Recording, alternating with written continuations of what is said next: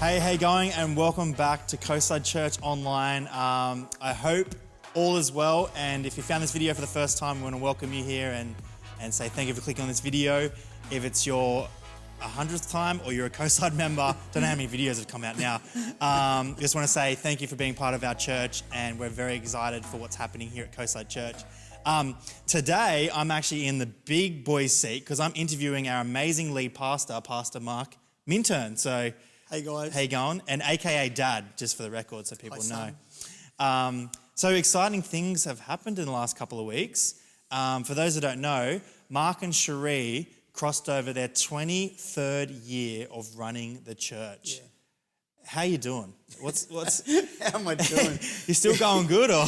Oh, gee whiz. You know, when you say I've been leading the church for 23 years, I got to say it feels like I've been leading the church for 23 years. And I say that nicely. Yeah. And I say that, I say that it feels like it. So, yeah, Well, it's been good. And I remember when we first started, Cherie said to me, if we took on senior pastoring, that we were only going to do it for 5 years and then we're going to move on to something else.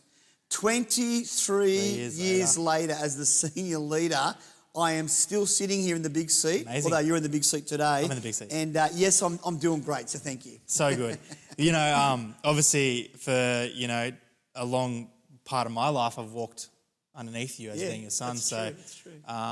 It's incredible. It's a long time, isn't it? It is. Longer than 5 years. It's longer than 5 years. But I bet in that 5 years, not the 5 years, sorry, the 23 years, you have learnt a lot, you've experienced a lot, and you would have seen a lot of things happen. I have a question for you. Yeah? One thing that you have learnt over the last 23 years. The one thing that I've learned over the last 23 years, I knew you were going to ask that question, obviously, and I have been thinking a fair bit about it, and I've got to say, and out of everything that I've learned over 23 years, it's probably this, or this is the main thing. Things don't always go the way that you plan.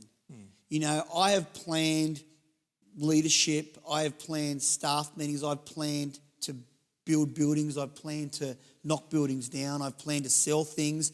I've planned to change leadership over. I've planned to stay longer. I've planned to go earlier. And probably the number one thing that I've learned as a senior pastor over 23 years is that things don't always happen the way that you think they'll happen. Yeah. And sometimes that can be really disappointing because I really believe that God was going to do things in a certain way or in a certain time frame. Yeah. And years down the track, I realised that those things that I believed for or the time frame that I believed for them didn't happen. But I've also learnt that God's incredibly faithful. Yeah. And just because things don't happen the way that we think they'll happen, or just because the person that I appointed to do whatever position doesn't make it or they fall off the wagon or whatever the saying may be, it doesn't mean that God doesn't have a plan. Yeah.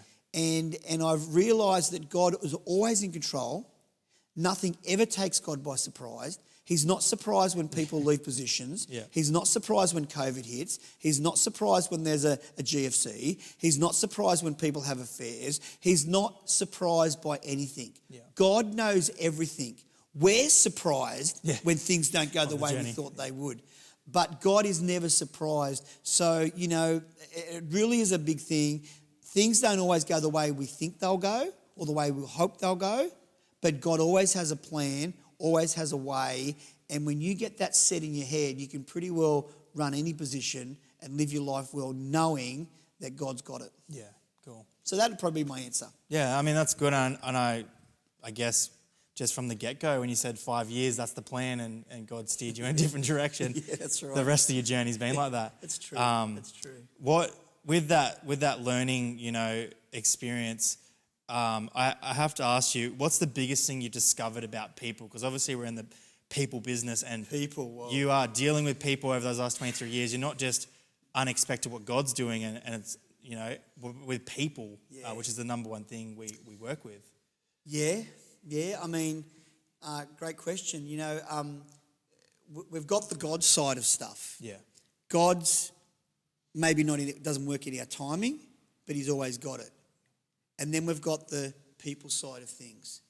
The number one thing I've learned about people is, I don't know, I don't know how to say this, but I mean, all people are good and all people are loved. But sometimes people just make dumb decisions. It doesn't matter how much you've encouraged someone, how much you've preached towards someone, how much you've stood by someone, how much you've prayed for someone. People have this thing called a free will. It went wrong in the garden in day one, where God put Adam and Eve in the garden.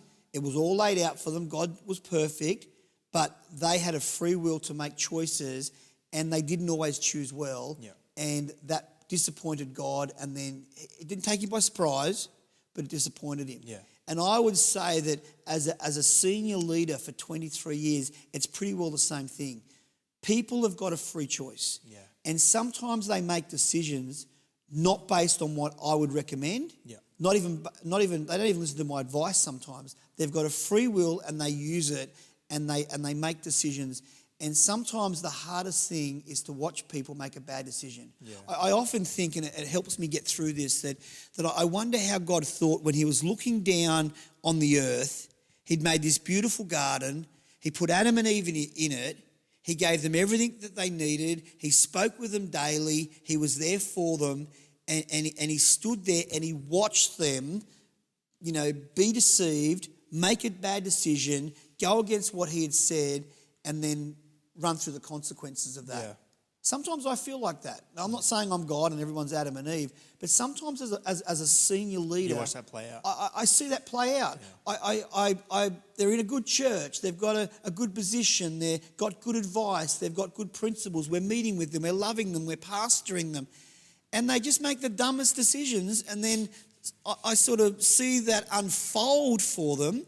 And although they're saved and God loves them and they've got grace and they'll make it to heaven probably and all that sort of stuff, it's hard watching people do things when you can look from the outside of it and realise they could have made a lot better choices. And I've seen that over and over and over again in the last 23 years. And the biggest thing about people that I've learned is you've got to let them make their own decisions. And you can't take it personal. And you can't take it personally if they leave your church or whatever they do. You've just got to love them regardless, love them where they're at, and always be there for them. But people are people. And God said to us, love him and love people. And God doesn't do the things we always think he's going to do in the time we think he's going to do them, but he's always got a better plan. And people make dumb decisions even when they know better, and you have to watch that roll out. That's probably the answer to those two questions. So. Well, I mean, just growing up in the church and being around you, there's a few things you've taught me along the way. And one of those things was people don't owe us anything. No, they don't. They don't. We didn't convince them to walk through the doors, nor did we convince them to stay. That's correct. And one of the other things that I've admired by your leadership is you're not anchoring people to yourself, you're anchoring them to Jesus. That's correct. And so sometimes when they leave or they have to do stuff the hard way or whatever they decide to do. It's not personal. It's not personal. That's right. And at the end of the day, they're not standing before the pastor of the church once they go to heaven. They're standing before God. That's right. And so I think if that encourages anyone watching this, and I know it's encouraged me from your leadership over the last 23 years, is people don't owe us anything. No, that's right. And they're not our people. See, something like they're our people from our church. They're God's people. God's people. And God allows his people to make decisions and have a free will. God allows people to be people, and our job is to love them regardless and not be offended when they make the decisions that they make. Right or wrong, we're still got to love them. And I go back to that story of Adam and Eve. Right or wrong, eat the apple, right or wrong, God still loves them. And he still has a plan and purpose for their life. And for anyone that's watching this today and you feel like you've blown it, you feel like, you've left a church or you've left badly or you've made a bad decision, listen, God still loves you. 100%. And so do we. And there's enough grace that God has given us through what Jesus has done for all of us to just make better decisions in the future. And we've got to see it that way and not take it personal. And to me, that's one of the biggest things you must learn. And you must have that settled in your spirit if you're ever going to be a senior leader. It's so true. And I guess there's other sides to it where you as a pastor and running a church that sometimes you can feel like people think you owe them. Yeah. But I know that you've taught us how to navigate through that and say, look, at the end of the day, I'm just a vessel from God. Yep. I'm led by God, and I make the best ability to make decisions by what God's called me to do. And I think the greatest example you've ever showed us or our church is you're God led, and you let God lead you. Yeah. Not self-led or not, this is my world. That's right. God, I even if people don't like the answer or don't like what you're doing, God, I got to trust. That's right. Got to trust that you know what's happening, and I'm a vessel to you. So, I'm not voted into this position. Yeah. I'm not the prime minister. It's not a democracy. It's not. Well, all the people. I do what I feel God's called me to do, and I have leadership above me in our movement. So there's a safety net there, but it's not a popularity contest as a senior pastor. A lot of senior pastors are walking around thinking, I've got to please the people. I've got to do what the people say. I've got to be there at their beck and call. It's, I've got to fix up all their problems. Listen, I don't owe people anything. Yeah. I owe God. It's God that I owe. It's God that I serve, and I'm serving God through what He's asked me to do with people. Yeah. And people don't owe me anything, and I don't owe people anything, but we're called to love each other, and I'm called to give them good advice and help them when I can, and that can never be stopped regardless of the decisions that have been made. So true. So that's my thought. And I think that's great. I think you've lived that, and it inspires me as a young leader and many young leaders I work with to really realize we are here to advance the gospel and help people connect with God. That's right. That's right. Full stop. So that's right. I think that's great. I have my third and final question for you. It's a big one, so prepare for it. Okay. What do you think the future of the church looks like? Now, that can be just this church or the way the church is heading because you're 23 years now. You've seen this. You've seen trends. Yep. You've seen, you went from people, being pushed over at the front with cloths on them. So, some of them fell under the Spirit. Yeah, but you've seen all things. That's what I'm saying. Yeah. What do you think the future church is looking like, and what do you think? Wow. I know it's about future church. I think what we need to realise is that God is always on the move. Yeah. Even when God, took the children of Israel out of Egypt, He's on the move. He didn't camp for very long in any one spot. He was always, there was the next river, the next campsite. Let's move here. Let's go to the mountain. Then they built the calf, and then let's cross this other river. Then let's take Jericho. Then let's take the next city. God was always moving, and He was always doing something different. Yeah. And I think that the future of the church looks different to what we've seen, and it looks different to what we currently have. What that is, I don't think I can put my finger on it. Yeah, okay. But if you're the sort of person that says, well, back in the 80s we did this, and why don't we bring that back, you've missed it. Yeah. If you're the sort of person that says, I wish there was the revival like the 70s or the movement in the Jesus movement, then you've missed it. If you're hoping it gets back to what it was like in the 2000s or 2020, you've missed it. Yeah. God is always moving, and He's always doing something different. And what does the future look like? It looks like people that have a relationship with God that can be led by His Spirit in what He's called them to do, and not be stuck in religion doing the same thing over and over again and expecting either a different result or somehow doing the same thing over and over again and waiting for God to magically do whatever God magically does. Yeah. Listen to God, have a relationship with God, and the future will be good because of that. Yeah. Jesus, when He was on the planet, never did the same thing twice. He spat in the guys, spat in them, made the mud, fixed up the blind guy. Didn't do that again. Yeah. He went in, turned the tables over, didn't do it again. He helped the adulterer stop being stoned, only did it once. Jesus did what He saw the Father doing. Yeah, okay. It wasn't a routine things that He did. It's set out, He did what He saw His Father doing, and then through that relationship, He then played out what He did on earth right up to dying on the cross for us. Yeah. And I think there's a lot in that. And when we talk about the future of the church, it's have a good relationship with God and listen and look for what He's doing next and let Him lead you.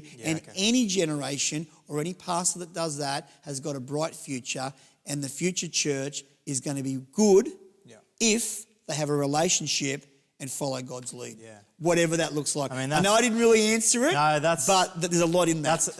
That's you know, I can't say that's any more spot on because you've obviously seen so much shift and change through the last 23 years just alone. Yep. And I think that's the best answer to say, you know what, anchor yourself to God and what He's doing because He's always doing something different. That's right. And it's not about keeping up with the trends. Yep. It's about keeping up with what God's about to do. Keeping up with what God's doing, that's right. And that can look different from, you know, some people want to stay how things are. That's right. Some people don't even like a church if it changes a certain way. Yep. But you're right, God doesn't just stay the same. He doesn't stay stale. He's always on the move to, you know, reach a different generation that's changing. So, and I'll tell you something else, and I know we've got to go, but, you know, I'm a preacher, so I love talking. But here's the other thing. We don't have the right to criticise what somebody else is doing, either another nation or another church, or even the church down the road. Yeah. It's not about saying your method or the way you do church is right.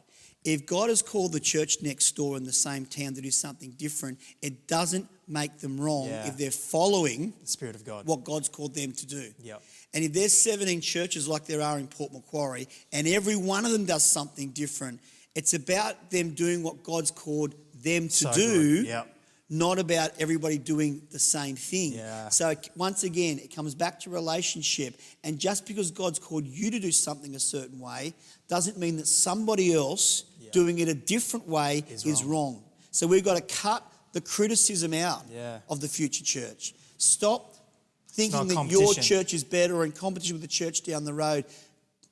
Walk with God and do what He's called you to do, and don't criticise what God's called other people to do, because you're not responsible for what they do. You're responsible for what you do and what God's called you to do in whatever role you're doing. So the future church is a non-critical church, not criticising other church, not criticising anyone, but doing exactly what God's called you to do and hoping that you're not criticised by other people that think their way is right because they're being called to do something else. And even as a next-gen leader coming up, one step further is even cheer on the church down the road. Absolutely. And Absolutely. encourage them. Absolutely. You know, we'll get the critical side down and then... Critical spirit out. Cheering, relationship in. Relationship, cheering, honouring. You know, I've spoken to about a pastor that was giving 10% of his church to another church, which I think was great. But, you know, it's great. We're all in this, and God's called us all to do different parts of the city. And you've done your 23 years very, very well, what part you've been called to do. And who knows how much what you and, you know, Mum have done will impact generations to come. And 23 years is a long time, but God can turn 23 years of influence into 1,000 years of impact. Absolutely. So it's very, very exciting. So. Absolutely. Well, thank you so much for allowing us to talk today, and I think it's great. And you know, another 23 years, or I don't know, maybe another 5. Another 5. Start with 5 from now. Yeah, but no, thank you so much, and I really am so excited for where Coastside is and what we're doing as a church. It's going to be great. Yeah. Anyway, thank you for joining us today online, and we pray this blessed you, and you have an incredible rest of your day. See you, Coastside.